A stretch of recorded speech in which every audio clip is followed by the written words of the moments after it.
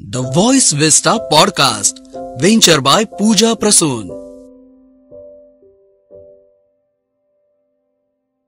Welcome to the Voice विस्टा.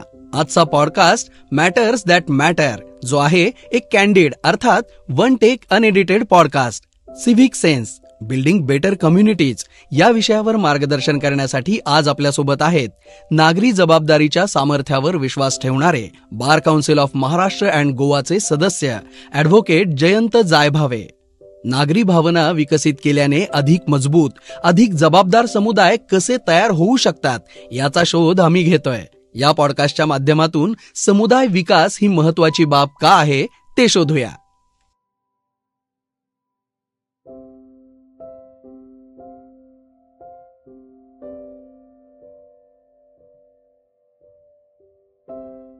नमस्कार, मी advocate Ashwini Deshpande. आज voice विस्टा podcast मध्ये परत एकदा तुमचे स्वागत करत आहे. व्हॉइस विस्टा पॉडकास्ट हे कॉन्सेप्च्युअलाइज्ड बाय पूजा प्रसून आहे. मॅटर्स दॅट मॅटर हा शो आपण एक युथ डेव्हलपमेंटच्या हिशोबाने आणलेला आहे. आमच्या एनजीओच्या वर्कनुसार आम्ही पुष्कळ लोकांना आम्ही युथ डेव्हलपमेंटच्या रिलेटेड सब्जेक्ट्स आम्ही डील करतो आणि त्या सब्जेक्ट्समध्ये सिव्हिक सेन्स हा आम्ही एक खूप महत्वाचा, आपल्या पर्सनॅलिटीच्या ग्रूमिंगच्या दृष्टीने खूप महत्वाचा सब्जेक्ट याच्यासाठी आहे की आपण लोकांपर्यंत, शेजारच्यांशी काय वागतो आहे, आपण रस्त्यावर काय वागतो आहे, ह्यानुसार आपली पर्सनॅलिटीची ओळख होते. पण आपण त्याच मूलभूत गोष्टी विसरतोय. आजच्या आपल्या या विषयासाठी एक अतिशय तज्ञ असे खूप मोठे वकील जे ऑल इंडिया बार काउन्सिलचे मेंबर आहेत आणि त्यांची ही अतिशय छोटी ओळख, त्यांनी महाराष्ट्र गोवा बार काउन्सिलचे चेअरमन म्हणून सुद्धा त्यांनी काम पाहिलेलं आहे. ते BCI चे मेंबर आहेत आणि ते इंटरनॅशनल लॉ युनिव्हर्सिटी ह्याचे देखील ते मेंबर आहेत. सध्या एका गोव्यामध्ये एक मोठं लॉ कॉलेजची जबाबदारी पण त्यांच्यावरतीच आहे. असे खूप नाशिकचे मोठे तज्ञ वकील ॲडव्होकेट जयंत जायभावे हे आपल्यामध्ये आहेत. आणि त्यांच्याबद्दल म्हणजे मी एकच गोष्ट सांगू इच्छिते की आपण एक त्या रियालिटी शोज मध्ये आपण पाहिलंय की सुपर सेबी उपर, तसं हे तज्ञांच्या पण उपर असे ही व्यक्ती आहे. तर मी प्लीज जयंत सर, तुम्हाला मी इन्व्हाइट करते आमच्या शो मध्ये. नमस्कार. नमस्कार.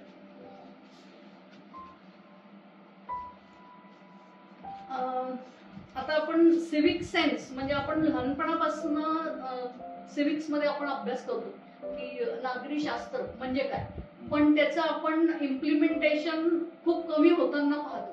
तर आपण त्या अनुषंगाने आपल्या आजची ही क्वेश्चनर आहे. Why do you believe that civic sense is crucial for the development of a better community? आपण का बरं असायला पाहिजे?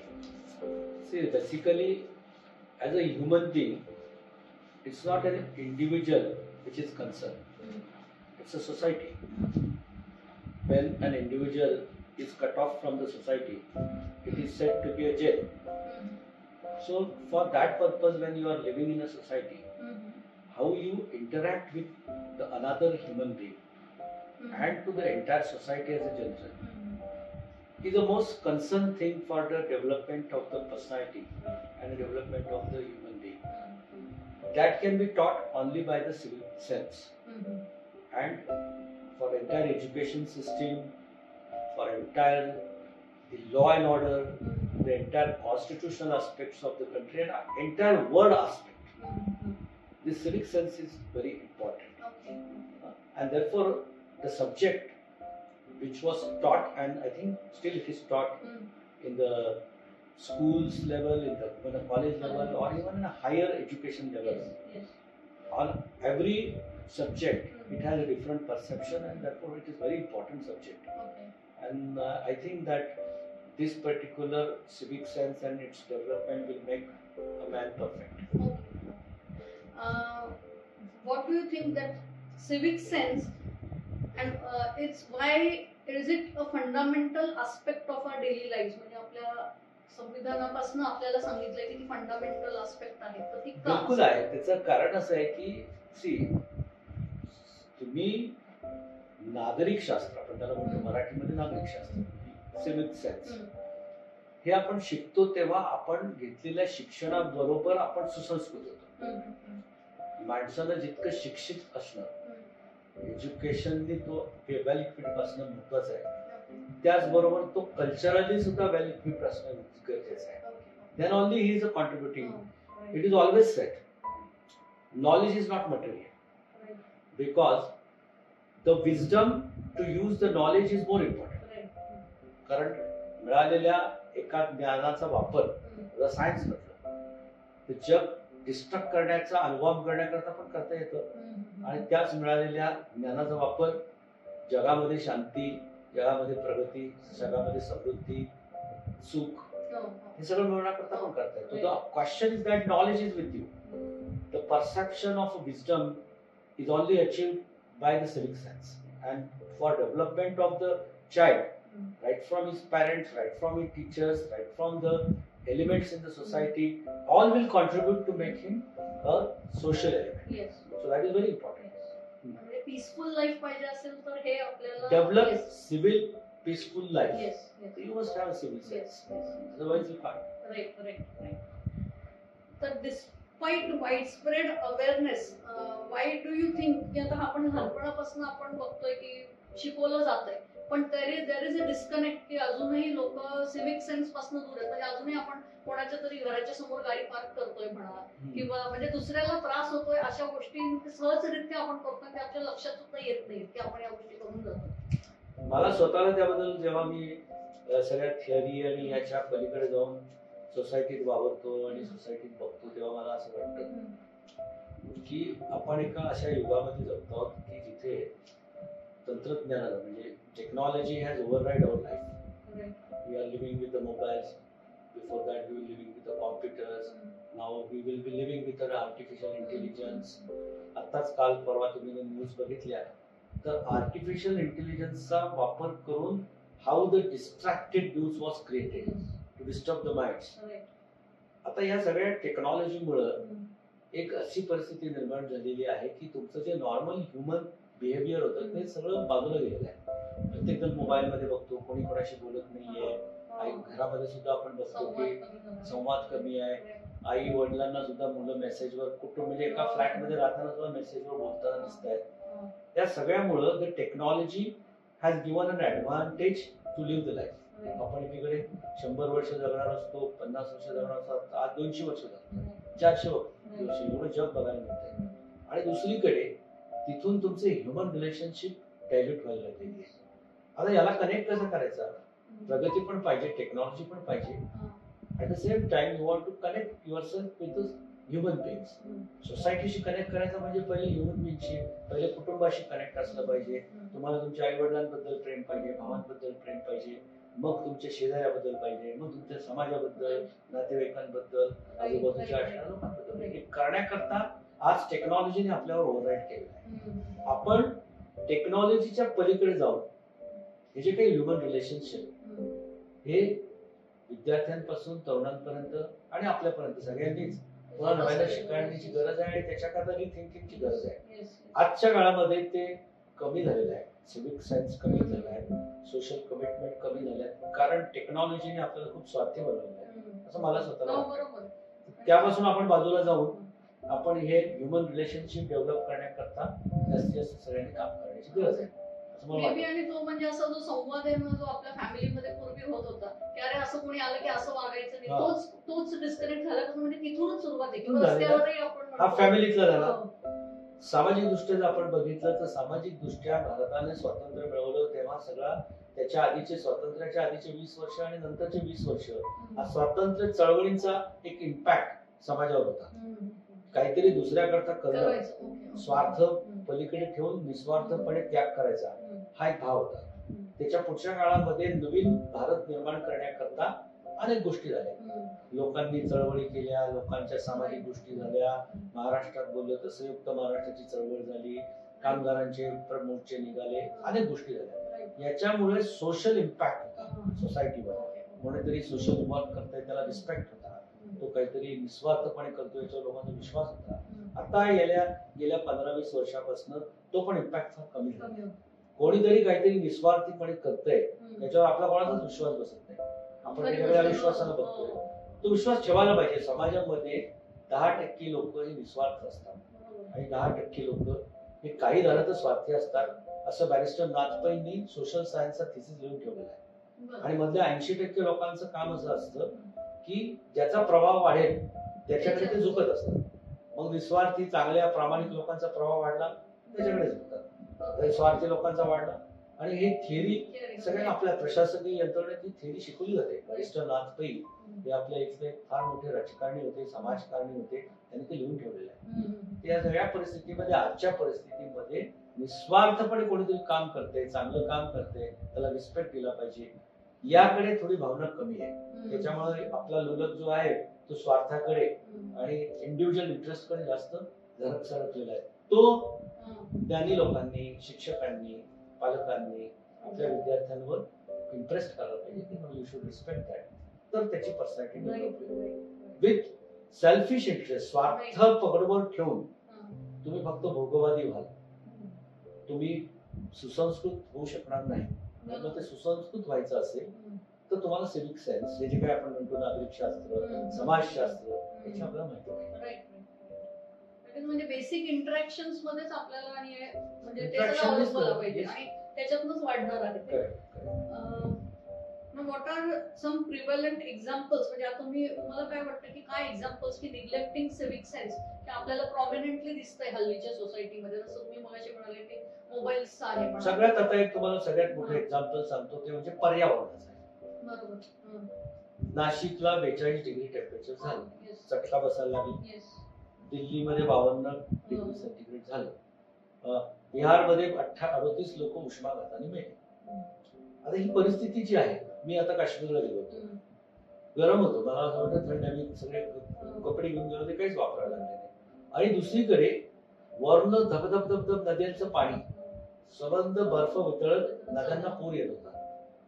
तर ही सगळी परिस्थिती पाहिल्यानंतर एक असं चित्र समोर दिसतंय की हे जर आपण तसंच ठेवलं तर पुढच्या काळामध्ये, येणाऱ्या 10 वर्षाच्या काळामध्ये ही पृथ्वी जगण्याजोगी राहील का नाही अशी शंका निर्माण आहे. 55 डिग्री झाल्यानंतर सगळेच आपण उष्माघाताने बघू ना. पुन्हा त्याच्यातलं सगळं निसर्गाचं चित्र खूप वाढलं, तापमान की खूप पाऊस पडला, खूप पाऊस पडला खूप पाणी येणार आणि त्या सगळ्या चक्रामध्ये निसर्गाचा सगळा समतोल बिघडणार. एक सुनामी आलं आणि त्या सुनामीने गेले 10 वर्षे पर्यावरणाचं चित्र आपलं बदललं आहे. साधा पावसाळा तुम्ही म्हणाल तर 1 महिनाभर पुढे सरकलेला आहे. हे सुनामीचा, एका सुनामीचा परिणाम आहे. ही जी मानवी सुनामी आहे, आपण जे झाडं कापतो, झाडं लावत नाहीये, पर्यावरणाचं नुकसान करतो, डोंगर तोडून टाकतो, विकासाच्या नावाखाली अनेक काही गोष्टी करतो. ते विकास झाला पाहिजे, पण ते करत असताना पर्यावरणाचं रक्षण करणं, मला असं वाटतं की हा पहिला बेसिक सिव्हिक सेन्स आहे. आणि त्याकरता आपण फक्त मग घोषणा करतो, झाडं लावतो, कधीतरी एखाद दिवशी 15 ऑगस्टला 26 जानेवारीला उठतो, झाडं लावत सुटतो, पण ते जगत नाही. 100 लावले त्याचं 2 जगत नाही. तर या सगळ्या, हा एक्झाम्पल म्हणाल तर हे आहे की पृथ्वी टिकली तर आपण टिकू, पृथ्वी टिकली तर समाज टिकेल, समाज टिकला तर काहीतरी तुमचं आमचं कुटुंब टिकेल. तर या पद्धतीनं इथूपासून जो सुरू होतो, पर्यावरणापासून सुरू होतो, तो तोपर्यंत तुमच्या स्वच्छतेपर्यंत येतो. कोविड पाहिला आपण, एक पुन्हा लोकांना असं वाटलं की युगाचा अंतच आहे हा. तर मग या ठिकाणी ज्यावेळेस अशा प्रकारचे संसर्गजन्य आजार तुम्हाला येऊ शकतात, अनेक प्रकारची प्रगती झाली, सायन्स आलं, तरी असाध्य आजार तिथेच समोर समोर येत गेले. कॅन्सर आला, कॅन्सरला थोडा रिलीफ आला, एड्स आला, एड्सला कुठेतरी थोडंफार काहीतरी होतोय, तो कोविड आला. या सगळ्या गोष्टींमध्ये तुम्ही तुमचं हायजीन, स्वच्छता, समाजाची स्वच्छता, तुमच्या घराची स्वच्छता, स्वतःची स्वच्छता ही बाळगली पाहिजे. या बेसिक गोष्टी आहेत, मनुष्य म्हणून जगण्याकरता या बेसिक गोष्टी आहेत. अशी एक्झाम्पल तुम्हाला देता येतील. आणि मग त्याच्यानंतर सामाजिक बांधिलकी तर आहेच ना. तुम्ही सगळं करून हे समाज टिकला आणि मी एकटा खूप श्रीमंत झालो, मी एकटा खूप एवढं अन्न घेऊन बसतो आणि बाकी समोर हजारो लोक उपाशी आहेत. त्या अन्नाचा उपयोग काय, आणि ते अन्न मी उपभोगू शकतो का, ती संपत्ती मी उपभोगू शकतो का? या देशामध्ये समजा फक्त काही 5,000 लोक खूप श्रीमंत झाले आणि बाकीचे 130 कोटी लोक गरीब राहिले. ते 130 कोटी रुपये त्या 5,000, 10,000, 25,000, 50,000 लोकांना जगू देतील का? त्यांच्या घरात ते घुसणार का नाही घुसणार? तुम्ही खूप अन्न घेऊन बसलाय तर ते उपाशी आहे. या सगळ्या गोष्टींना समतोल आला पाहिजे. त्याच्यामुळे संपत्तीचं विकेंद्रीकरण नीट झालं पाहिजे. हा पण सामाजिक एक्झाम्पल आहे. त्याच्याबरोबर तुम्हाला त्यामध्ये लोकांच्यासाठी काहीतरी माझ्याकडे जास्त असेल तर देण्याची भावना असली पाहिजे.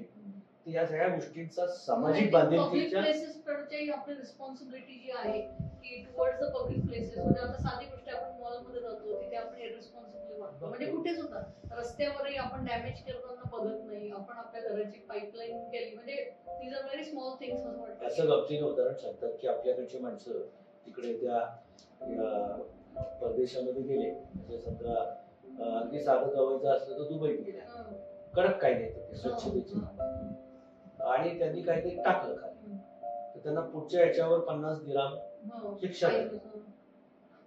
पुढचे तो इतका चिडला त्या आपला इंडियन माणूस, त्यांनी ती पावती अशी घेतली चुरगळून, रागाने दिली फेकून, पुन्हा पुढच्या याला त्याला 100 दिरहम शिक्षा झाली की तो ते पब्लिक प्लेसला टाकलं. आता हा जो काही आहे, आपणच जेव्हा परदेशात आपले भारतीय लोक जातात तेव्हा ते सगळं त्यांच्या डोक्यात असतं की आपण हे पाळलं पाहिजे. मग आपण इंडियात आल्यानंतरच काय चुकतं आपलं? पब्लिक प्लेसेसवर आपले अनेक लोक थुंकतात, पब्लिक प्लेसेसवर अस्वच्छता होते, प्लास्टिक जे पर्यावरणाला किती घातक आहे, आपल्या आरोग्याला किती घातक आहे, कॅन्सर, अशा अनेक उदाहरणं आहेत. सगळ्याचा वेगवेगळ्या लेवलला, म्हणजे शाळेकडे मुलांना ते समजणार नाही, परंतु त्यांना वेगळ्या पद्धतीने सांगितलं पाहिजे, कॉलेजच्या मुलांना वेगळ्या पद्धतीनं, आणि इन जनरल सुद्धा पब्लिक साठी म्हणून सुद्धा सगळ्यांना, तुम्ही आम्ही सगळे शिक्षित सुद्धा त्या सगळ्या दृष्टीनं सोशली कमिटेड आहोत का? आपण तिकडे कोणीतरी काहीतरी चांगलं करतो त्याच्या पाठीशी उभं राहतो का? अगदी तो किती हायर एज्युकेशन असतो, या सगळ्या लेवलला हा सेन्स जोपर्यंत डेव्हलप होत नाही तोपर्यंत राष्ट्राचा खऱ्या अर्थाने विकास होत नाही. आता हा जो आपण ही रिस्पॉन्सिबिलिटी म्हणा आणि हा जो सेन्स आहे, हा आपण डेव्हलप कशा पद्धतीने करावा असं तुम्हाला वाटतं? म्हणजे कशा पद्धतीने रादर करता येईल? वेगवेगळ्या लेवलला वेगवेगळ्या पद्धतीने करता येईल. मला सगळ्यात चांगलं ठिकाण वाटतं ते म्हणजे शाळा, कारण ती सगळी कोडी मला असतात. नागरिक शास्त्र हे आता मी 45 वर्षापूर्वी जेव्हा शाळेत होतो त्यावेळेस ज्या पद्धतीने शिकवलं गेलं ते आधी माझ्या लक्षात आहे. सगळ्यात जास्त लोकप्रिय शिक्षक हा नागरिक शास्त्राचा असायचा. तो त्या पद्धतीने ते शिकवायचा, त्या पद्धतीने मनामध्ये ते उतरवायचा. आता ती परिस्थिती आहे का? तर मी जेव्हा ऍटलिस्ट माझ्या संबंधातल्या शिक्षण संस्थांमध्ये पाहतो तर तसं नाहीये. कारण काय की ती भावना देखील शिक्षकांच्या मनात तेवढी तीव्र असली पाहिजे की आपल्याला त्याला एक चांगलं नागरिक बनवायचंय. या ठिकाणी मला असं वाटतं की पहिले शिक्षकांचं पुन्हा एकदा नवीन प्रबोधन झालं पाहिजे की तुमची जबाबदारी काय. तुम्ही बाकी विषय शिकवा, परंतु ते शिकवायच्या बरोबर तुम्हाला नागरिक शास्त्र मुलांना जास्त, you should be more well equipped with civil sense, आणि तो त्यांनी त्यांच्या आचरणात, मग तो शिक्षकांच्या लेवलला तो वागतो कसा, तो राहतो कसा, त्याचे कपडे कसे आहेत, त्याचा तो सगळा विचार मला असं वाटतं की तिथे त्यांनी त्या विद्यार्थ्यांसमोर दिला पाहिजे. हा प्राथमिक स्टेजला आहे.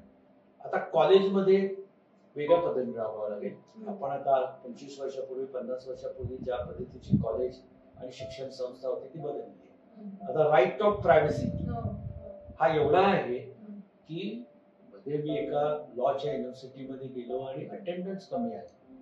तर मी म्हटलं why you are not informing the parents that your kid, you have sent him for an education and he is not attending. So they were, no sir, there is a problem. What problem? There is a right of privacy. So when we put this type of an instruction, there is a complaint that you are encroaching upon the right of privacy. Now this, the younger generation जो major झालेला आहे, त्याला 18व्या वर्षी आपण मतदानाचा हक्क दिला, तो आता समजतो की मी परिपूर्ण आहे, म्हणजे आता तो काही अज्ञान नाही. मग तिथून पुन्हा त्याच्या स्वतःच्या राईट ऑफ प्रायव्हसी, तो राईट ऑफ प्रायव्हसीचा सगळा विचार करून आता त्याला सिव्हिल सेन्स कसा शिकवायचा, तर हा काहीतरी सोशल इम्पॅक्टच त्याच्यावर करावा लागेल. त्याचा विचार प्राध्यापक, विद्यापीठ आणि कॉलेजेसनी केला पाहिजे. आणि त्यानंतर तो शिक्षित झाल्यानंतरचा खरा जो काही प्रश्न आहे तो असतो तो सोसायटीचा इम्पॅक्ट आहे. आपल्याकडे असणारे म्हणून असलेल्या वेगवेगळ्या प्रकारच्या सांस्कृतिक सामाजिक संघटनांनी त्याच्यावर भर दिला पाहिजे. तिथे आता सगळेच राजकारणाचे जे अड्डे व्हायला लागले तर लोकांना कसं काय त्याच्यामध्ये आकर्षण वाटेल. आपल्याकडे आपण नाशिकमध्ये पाहतो इतक्या जुन्या संस्था होत्या, कुठे काहीतरी नाटक व्हायचे, कुठे सभा व्हायच्या, कुठे काहीतरी व्याख्यानं व्हायची, आज या सगळ्या संस्थांचं स्वरूप असं आहे की तिथे थोडं कमी जास्त प्रमाणात कोणीतरी कोणाच्या ते विरुद्ध इलेक्शन लढतं, कोणीतरी कोणाला तरी काहीतरी आरोप करतं, कुठेतरी भ्रष्टाचाराचे आरोप होतात. मग याच्यातनं त्या संस्थांकडनं सांस्कृतिक मला काहीतरी घ्यायचंय ही भावना त्या नागरिकांची, त्या समाजातल्या राहणाऱ्या तरुणांची, वयस्करांची, मध्यमवर्गीयांची कशी काय होणार, ती त्यांनी आपली जबाबदारी ओळखली पाहिजे आणि समाजावर तो इम्पॅक्ट केला पाहिजे. शेवटी हे सगळं झालं तर राष्ट्र बरोबर आहे. आता आपण फक्त शिक्षण झालं, शिक्षणाने डिग्र्या घेतल्या, नोकरी मिळाली, 2 पैसे मिळायला लागले म्हणून आपण काही समृद्ध होऊ असं मला वाटतं. आणि नुसतं आपण आपल्या म्हणजे राईट्सचा अवेअरनेस आहे, ड्युटीजचा आपण आता कॉन्स्टिट्यूशन बद्दल आपण अनेक विचार आहेत. तो आता 75 वर्ष आपल्या घटनेला पूर्ण झाले होत आहे. 26 नोव्हेंबर 2024 आपण 75 वर्ष पूर्ण करू. त्याच्यामध्ये आपण मूलभूत अधिकार, माझे मूलभूत ते राईट ऑफ प्रायव्हसी आहे, अनेक प्रकारचे मूलभूत अधिकार, आणि समाज बदलला तसा ते बदलत पण जातात. लग्नाची संकल्पना जी 20 वर्षापूर्वी होती ती लिव्हिंग रिलेशनशिप पर्यंत मान्यता प्राप्त आहे, ते ठीक आहे. परंतु ते जरी असलं तरी जे काही राईट्स आहेत they are connected with your duties which are there in the constitution. घटनेनं आपल्याकडे तो सर्वश्रेष्ठ कायदा आहे, त्याचं पालन करणं आपलं. आणि तुम्ही जे काही आज हा सिव्हिल सेन्स म्हणतोय तोच त्याच्यात अपेक्षित आहे. काय अपेक्षित आहे? तुम्ही राष्ट्राचा सन्मान करा, तुम्ही राष्ट्रध्वजाचा अपमान करू नका, तुम्ही एकात्मता जपा, तुम्ही बंधुत्व जपा, त्याच्यानंतर तुम्ही संस्कृती जपा, त्याच्यानंतर तुम्ही एक पर्यावरण जपा, त्याच्यानंतर तुम्ही ते काही सामाजिक जे मालमत्ता आहे तिचं रक्षण करा. असं आपल्या अनुच्छेद 51 क च्या घटनेमध्ये हे सगळं दिलेलं आहे.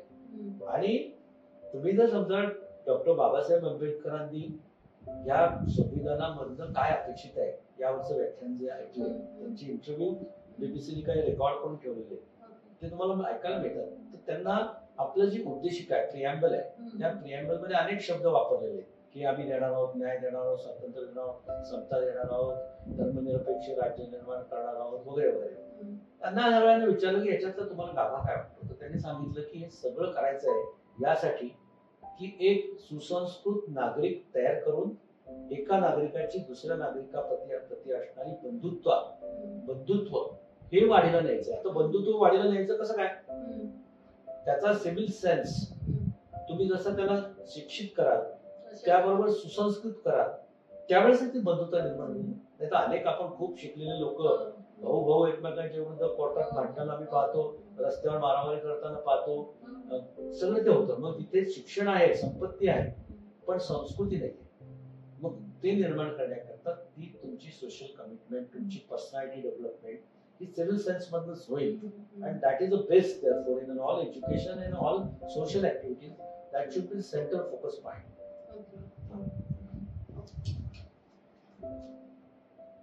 How can adults or senior citizens म्हणजे आपण आपल्या वागणुकीतनं आपण लहानांचं किंवा त्यांना आपण सिव्हिक सेन्स कसा डेमॉन्स्ट्रेट करू शकू की आता आपण समजा आपण बघा देशासमोरची एक समस्या आहे corruption. Corruption is one of the आपण असं म्हणतो की मोठी समस्या आहे आपल्या देशासमोरची. आता जर त्या मुलाला त्या करप्शनच्या मध्ये त्यांनी आस्था ठेवू नये, त्या मार्गाने जाऊ नये असं वाटत असेल तर त्याच्या आई वडिलांनी तसं आचरण केलं पाहिजे. ते start from his on family. काही पण असो, कोणाची धार्मिकता असो, कोणाची धर्मनिरपेक्षता असो, कोणाची काय असेल ते सोशल कमिटमेंट असो, काम करण्याची पद्धत असो, सगळ्याचा इम्पॅक्ट पहिला तो कुटुंबापासून होतो. तर आई वडिलांनी ठरवायचं आहे की मला काय करायचं, मला एक चांगला नागरिक निर्माण करायचा आहे का मला एक पैसे मिळवणारं फक्त मशीन तयार करायचं. ती सुरुवात त्याच्या आई वडिलांनी. त्याच्यामुळे मला असं वाटतं की आई वडिलांनी याच्याकडे खूप लक्ष दिलं पाहिजे. त्याचं सगळं प्रबोधन करताना त्याला जे काही आपल्याला अपेक्षित आहे भारतीय सगळ्या आपल्या संस्कृतीमधलं, तर त्यांनी एक चांगले नागरिक बनावं. त्यांनी या सगळ्या गोष्टींची जी आपल्याला कॉन्स्टिट्यूशन सांगते कर्तव्यांची जाणीव ठेवावी आई वडिलांनी सांगितलं पाहिजे. मग शिक्षकांनी पण केलं पाहिजे. शिक्षक हा खरं म्हटलं तर सगळे याचा केंद्रबिंदू आहे. कारण एकदा तो विद्यार्थी घरातून बाहेर पडला की त्याच्यावर खरा इम्पॅक्ट टाकणारा माणूस आहे तो तर शिक्षक आहे. तो शाळेत असेल किंवा प्राध्यापक असेल. आजही मुलं स्वतंत्र जरी झालेली असली तरी ती चांगल्या प्राध्यापकांच्या प्रेमात पडणारी आधी आहे. तर तिथे त्या म्हणजे ही जी ऍडल्ट आहेत ना, पालक असतील, शिक्षक असतील, प्राध्यापक असतील, आणि त्यांच्यानंतर रोल येतो तो समाजामध्ये वेगवेगळ्या प्रकारचं काम करणाऱ्या एनजीओ, संस्था, सांस्कृतिक केंद्र, ह्या सगळ्यांनी ही जबाबदारी सांभाळली पाहिजे. आता माध्यमांची सुद्धा ती खूप मोठी जबाबदारी आहे. माध्यमांमध्ये काय दाखवतात हे तुम्ही पाहिलं पाहिजे. टीआरपीला किती महत्व द्यायचं हे माध्यमांनी ठरवलं पाहिजे. जर तुम्हाला तुमचा सामाजिक संदेश समजलेला असेल, माध्यमांची जबाबदारी तुम्हाला समजलेली असेल, तर टीआरपी कॉम्प्रोमाइज करूनही तुम्हाला काही गोष्टी दाखवाव्या लागतील ना. त्या दाखवल्या जातात का? म्हणजे का काही कुठेतरी खूप काहीतरी अमुक यांनी 4 लोकांचा खून केला की मग त्याच बातमीला महत्व दिलं जातं आणि कोणीतरी कुठेतरी देशासाठी खूप मोठं काहीतरी काम केलंय ती येत नाही, कोणीतरी काहीतरी सामाजिक काम करते ती येत नाही. अशी आजची साधारणतः माध्यमांमध्ये आपल्याला परिस्थिती दिसते. आपण राजकीय विश्लेषण ऐकतो किती पद्धतीने एकमेकांवर विघातक असे आरोप केले जातात. जसं काय त्यांची काहीतरी फार वाडवडिलांची 4 पिढ्यांची भावबंदकी आहे अशा स्वरूपामध्ये ते भांडतात. तर त्याचा इम्पॅक्ट समाजावर काय होतो? म्हणजे राजकारण याच्याकरता आहे का की राजकीय विरोधक हा आपला शत्रू आहे का? त्या सगळ्या गोष्टींचं जबाबदारी मला असं वाटतं की माध्यमांवर आहे. त्यामुळे शिक्षक, पालक, प्राध्यापक, सामाजिक संस्था चालवणारे संस्था चालक आणि माध्यम या घटकांनी याच्यावर मला असं वाटतं की स्वतःचं माइंडसेट तयार करायला पाहिजे. आपल्याला काय करायचंय, आपल्याला कॉन्स्टिट्यूशनने काय सांगितलेलं आहे, आपल्याला कसा देश घडवायला पाहिजे हे केलं पाहिजे. आणि त्याची कंपॅरिझन त्यांनी इतर देशांची केली पाहिजे. प्रगत देश आहे, पण तिकडे चायना असेल तो का प्रगत झाला, तिकडे युरोपियन देश असतील ते का प्रगत झाले. तुम्ही अगदी गल्फ मध्ये गेलात आणि गल्फ कंट्रीज ज्यांचा प्रवास या 50 वर्षातला आहे, 50 वर्षापूर्वी ती वाळवंट होती, त्या सिव्हिल सेन्स कशा पद्धतीने सामाजिक दृष्ट्या वावरतायत, कंपॅरेटिव्ह स्टडी व्हायला पाहिजे. आणि मग त्या दृष्टीने आपल्याला जे काही सुधारणा करता येतील, कारण आपल्याकडे तर मोठी संस्कृती आहे ना, आपल्याकडे इतकी 700 वर्षाची जुनी संस्कृती आहे, आपल्याकडे सर्व प्रकारचे धार्मिक स्वातंत्र्य आहे, कितीतरी मोठं लिखाण आहे, काव्य आहे, नाटक आहे, एवढं सगळं माणसाला सुसंस्कृत करण्याचं साधन आहे. ते एकमेकांना कनेक्ट करायला ती आपली जबाबदारी आहे, सगळ्या ऍडल्ट लोकांची जबाबदारी असं मला वाटतं. म्हणजे आपल्या वागणुकीचा सोसायटीवर काय इम्पॅक्ट होईल हा प्रत्येक वागणुकीत आय थिंक या सगळ्यांनी ह्यामध्ये तुम्हाला एटिकेट आणि म्हणजे डेली कॉन्व्हर्सेशन्स किंवा ज्या तुम्हाला वाटतंय, म्हणजे फॉर एक्झाम्पल आपल्याला इव्हन मोबाईल्स आहेत, मोबाईल आपण काही लोकांशी आपण इंटरॅक्ट करत असताना सहज पाहतो की लोक वर मान करून सुद्धा बघत नाही, मोबाईल मध्येच इतके एन्ग्रॉस्ड असतात. हा अगदी साधा एटिकेट आहे. आणि त्या ह्याच्यात तुम्हाला काय असं वाटतं की ज्यामध्ये आपल्याला सुधारणा करता किंवा प्रॅक्टिकल ऍडवाइस काय देता येईल? मला तरी आज असं वाटतं की पहिली गोष्ट तर मोबाईल न आयुष्य पॅरलाइज जे केलेलं आहे ना तरुणांचं आणि सगळ्यांच, ते कमी होण्यासाठी फार मोठी जागतिक पातळीवर आता आपण सगळ्यांनी प्रयत्न करायला पाहिजे, मानवी प्रयत्न व्हायला पाहिजे. त्याची कारण अशी झालेली आहेत की त्या सगळ्या तंत्रज्ञानाचा इम्पॅक्ट आपल्या लाईफवर एवढा झालेला आहे. त्याच्यापासून तुम्हाला शारीरिक दुखण्यांपासून तर मानसिक आजारांपर्यंत पोहोचवलेलं आहे. आणि सगळ्यात जास्त म्हणजे तुम्ही डिस्कनेक्ट जे झालेला आहात एकमेकांपासून, तर ते डिस्कनेक्ट करायचं असेल तर या मोबाईलचा प्रामुख्याने, कारण आता बाकी सगळी माध्यमं बाजूला गेलेली आहेत, कॉम्प्युटर कोणी वापरत नाही, आता मोबाईल मध्येच सगळं आलेलं आहे ना. Smartphone improve everything. तुम्हाला टीव्ही पाहिजे गरज नाही, तुम्हाला व्हिडिओ पाहिजे गरज नाही, तुम्हाला सिनेमा पाहिजे गरज नाही, everything is there in this. तर या मोबाईलचा असणारा आपल्या सगळ्या समाजावरचा जागतिक परिणाम, त्याचा आपण विचार केला पाहिजे. आज आपल्या भारतापुरता म्हटलं तर आपली आजही संस्कृती कुटुंब वत्सल आहे, कौटुंबिकता आपल्या जो आहे ते वाढीला नेण्याकरता आणि कुटुंबातल्या लोकांनी ठराव करायला पाहिजे ना की नाही, आपण जेव्हा एकत्र बसतो, निदान आपण जेव्हा जेवायला बसतो तेव्हा सगळ्यांनी मोबाईल बाजूला ठेवा. जेव्हा आपण हॉलमध्ये एकत्र गप्पा मारायला बसू तेव्हा मोबाईल घेऊन नाही बसायचं, ठेवून द्यायचं. आई वडिलांनी मुलांना आदेश दिले पाहिजे. त्यामुळं निदान त्या कोपरासमध्ये सुरुवात झाली पाहिजे. एकदा त्याचे बेनिफिट त्यांना समजायला लागले की मग ते मला असं वाटतं की त्यांचं आचरणामध्ये ती आणता येतील. आज आपण त्याच्या आहारी गेलेलो आहोत, व्यसनाधीन झालेलो आहोत, सगळेच झालेलो आहोत. त्याच्यातनं जसं एखाद्या व्यसनातनं बाहेर पडायला पाहिजे, तसं आता मोबाईल मधनं बाहेर पडणं ही पहिली गरज आहे असं मला तरी वाटतं. त्याच्यातनं म्हणजे हा सगळा सेन्स तिथूनच डेव्हलप होईल. तुम्ही साधे तुमच्या घरामध्ये असणारे नातू बघा, ते आजोबाकडे लाड काय करतात, ते तुझा मोबाईल दे. पहिल्यांदा आले की लाडाने प्रेमाने त्याच्यावर उडी मारली की पहिले खिशातला मोबाईल. तो इतका ऍडिक्ट आहे, मग त्याचं आई वडील किती ऍडिक्ट आहे. आता या सगळ्या गोष्टीमध्ये प्रत्येक जण झालेलं आहे. म्हाताऱ्या लोकांना काम नाही, ते तेवढंच घेऊन काहीतरी पाच बसतात, त्यांना आवडलं तेवढं ते काय ऐकत बसतात. ते त्याचा इम्पॅक्ट आपल्याला खूप आहे. त्याच्यापासून आपण थोडं बाजू ही आजची गरज आहे. Right right right. आपल्याला सोसायटीमध्ये जर हार्मोनियसली राहायचं असेल, म्हणजे पीसफुली, मगाशी आपण सुरुवातीलाही बोललो की पीसफुली राहायचं असेल, तर सिव्हिक सेन्सचं किती कॉन्ट्रीब्युशन आहे? म्हणजे आजकाल आपण बघतो की छोट्या छोट्या गोष्टींवरती लोक एकमेकांवरती म्हणतात किंवा एकमेकांचा विचार न करता वागतात. तर ह्यामध्ये काय सिव्हिक सेन्स शिवाय आपण एकत्र राहू शकत नाही. आपल्याला हा देश असा देश आहे की त्याच्यामध्ये धार्मिक वैविध्यता आहे, जातीची खूप विविधता आहे, भाषेची खूप विविधता आहे आणि त्यापेक्षाही जास्त संस्कृतीची खूप विविधता आहे. या ऑलरेडी वर्षानुवर्षाच्या तुमच्या आमच्या सवयी आहेत. त्याचा परिणाम आपल्या राहणीमानावर, कपड्यावर, खाण्यापिण्यावर, सर्वांवर आहे.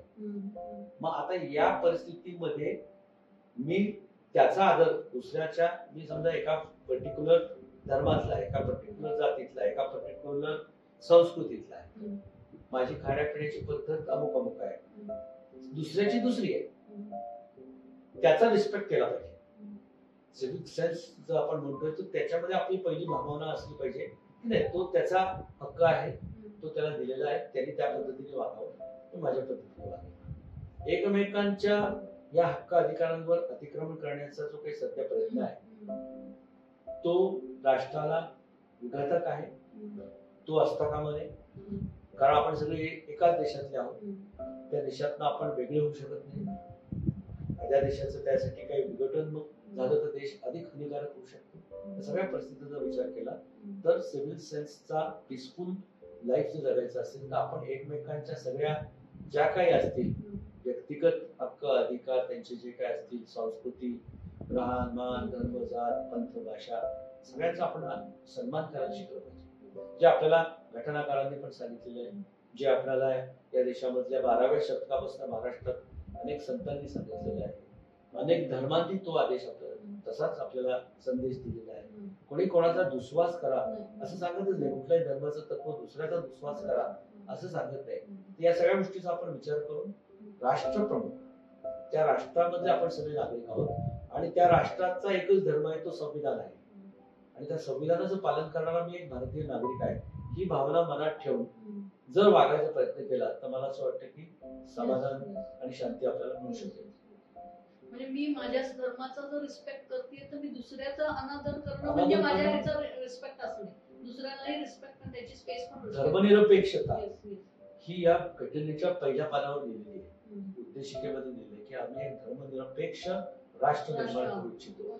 धर्मनिरपेक्षतेची व्याख्या सगळे वेगवेगळ्या पद्धतीने करतात. कॉन्स्टिट्यूशनने असं सांगितलेलं की प्रत्येकाला आपल्या धर्माचा, आपल्या भाषेचा, आपल्या संस्कृतीचा आदर करण्याचा आणि मान राखण्याचा अधिकार आहे, मूलभूत अधिकार आहे. परंतु राष्ट्र किंवा सरकार म्हणून कुठलीही धार्मिकता नसेल किंवा राष्ट्राला कुठला धर्म नसेल, हे धर्मनिरपेक्षतेचं खऱ्या अर्थानं विश्लेषण आहे कॉन्स्टिट्यूशन. आपण समजून घेतलं पाहिजे आणि रिस्पेक्ट केला पाहिजे. असे काही आपण इनिशिएटिव्ह आणि कम्युनिटी प्रोग्राम्स आपण रन केले तर असे काय इफेक्टिव्ह राहतील की कुठले कुठले प्रोग्राम्स आपण समाज म्हणून जर आपण. मला तर असं वाटतं की या विषयावर पहिले तुम्ही जो विषय घेतला त्याबद्दल मी तुमचं अभिनंदन करतो. या विषयावर तुम्ही संवाद घडवले पाहिजे. बाकी काही ऐकतोय, सिनेमा बघतोय, सिरियल बघतोय, वारंवार कोणाच्या तरी काहीतरी उणे दुणे पाहिले जात आहे, संघर्ष पाहिले जात आहे, ते ठीक आहे, ज्याला जे आवडेल ते त्यांनी पाहावं, त्याचा तो अधिकार आहे. पण त्याबरोबर त्यांनी हे जे विषय आपण चर्चितोय समाजाच्या शांततेसाठी आवश्यक आहे, तुमच्या आमच्या स्वास्थ्यासाठी आवश्यक आहे, तुमचं आमचं अस्तित्व ठेवण्यासाठी आवश्यक आहे, या विषयांचं प्रबोधन झालं पाहिजे, चर्चा घडल्या पाहिजे.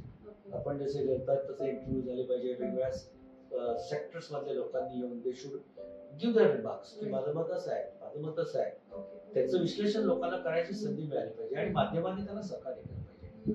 तर ह्या विषयांचा तुम्ही जो काही विषय घेऊन करता त्याच्यामध्ये संवाद घडवणं वेगवेगळ्या पातळीवर, मग ते तुम्ही करता त्या पद्धतीने असेल, काही काही व्याख्यान असेल, तरुणांनी त्याच्यावर काही उद्या पथनाट्य केली पाहिजे, साहित्यिकांनी त्याच्यावर लिहिलं पाहिजे, याच्यातनं समाजाची सांस्कृतिक पातळी वाढते. सगळं घडण्याकरता लोकांनी आता ही गरज आहे 75 वर्ष कॉन्स्टिट्यूशनचे झाल्यानंतर तरी आता या पद्धतीने देश पुढे नेण्याकरता आपण प्रयत्न केले पाहिजे. थँक्यू सो मच की तुम्ही इतक्या सुंदर आणि इतक्या सोप्या भाषेत सांगितलं. म्हणजे सगळ्यात मेन म्हणजे यामध्ये असं आहे की आपण पैसे आहेत किंवा आपण शिक्षण आहे म्हणजे आपण सुसंस्कृत बनत नाही. ही सगळी सुसंस्कृत बनण्याची ही गोष्ट म्हणजे जे main primary aim of education is to become a culture आणि म्हणजे गुड रिस्पॉन्सिबल सिटीजन. पण तेच जर साध्य होत नसेल तर आपल्याला हे सगळं रिथिंक करण्याची गरज आहे. आणि knowledge should be seen in this particular angle, that knowledge for what? Yes. Two ways. One way goes to destruction, another way goes to the wisdom. Yes. So you should always travel with the knowledge and for knowledge on the track of the wisdom and not on the track of the destructions. So that can be achieved. आता हे कसं करायचं? Knowledge तर द्यायचं आहे, प्रत्येकाला शिकवायचं आहे. शिक्षण हा मूलभूत अधिकार आहे. पालकांनी त्याला 6 वर्षानंतर त्याला मूलभूत अधिकार आहे की त्यांनी पालकांकडे डिमांड करायला की मला शिक्षण द्या. सरकारने ज्या व्यवस्था केल्या तो घटनेमध्ये आर्टिकल 21 चा अधिकार आहे. मग तो शिक्षण घेणार आहे आणि मग तो शिक्षण घेतल्यानंतर प्रवास कसा करणार आहे याच्यावर समाजातल्या सगळ्या घटकांनी कॉन्ट्रीब्युट करून त्या तरुणांचा त्या युवकांचा तो प्रवास किंवा प्रत्येक नागरिकाचा तो प्रवास ज्ञानाच्या आधारे अनुभवाच्या आधारे विजडम कडे जाईल, विवेकाकडे जाईल आणि तो कुठल्या तरी संहाराकडे जाणार नाही, डिस्ट्रॅक्शन कडे जाणार नाही. हा आपण प्रयत्न केला पाहिजे. ही सगळी म्हणजे आपली टोटल एक समाज म्हणून आपली एक मानसिकता असली पाहिजे आणि मानसिकतेवरतीच हे अवलंबून आहे. आपण मानसिकता म्हणून डेव्हलप केली पाहिजे. मी पर्सनॅलिटी डेव्हलपमेंटचे सेशन घेताना पुष्कळदा असं म्हणते की your thoughts become your words become your actions become your behaviour and behaviour becomes your character or personality. तर आपली थॉट आपण आज जर केलं तर जर चांगली पर्सनॅलिटी घडवायची असेल तर थॉटचं बीज आपण रोवलं तर ते आपण चांगल्या पद्धतीने रोवू शकतो. थँक्यू सर, तुम्ही तुमचा इतका अमूल्य वेळ आम्हाला दिला आणि यावरती नक्कीच आम्ही खूप चांगला विषय आहे, त्याला वाढवा. आमच्या सारख्या लोकांकडनं सगळ्यांना बोलवा, वेगवेगळ्या सेक्टर्स मध्ये लोकांना बोलवा आणि चर्चा घडवा. आपल्याला शुभेच्छा. Thank you for tuning into the voice vista podcast. आप और भी इंटरेस्टिंग शो सुन सकते हैं thevoicevista.in पर. ये शो कॉन्सेप्चुअलाइज किया है पूजा प्रसून ने, प्रोड्यूस किया है द वॉइस विस्टा ने. गेस्ट कोऑर्डिनेशन में हमारे साथ रही सुनीता जी चौहान. डिजाइन किया है टीम क्रिएटर्स डेन ने. साथ ही एडिटिंग और प्रोडक्शन के लिए धन्यवाद टीम लर्निंग बी को. प्रोमो वॉइस दिया है राहुल ढोले ने. लाइक, फॉलो और सब्सक्राइब करना ना भूलें.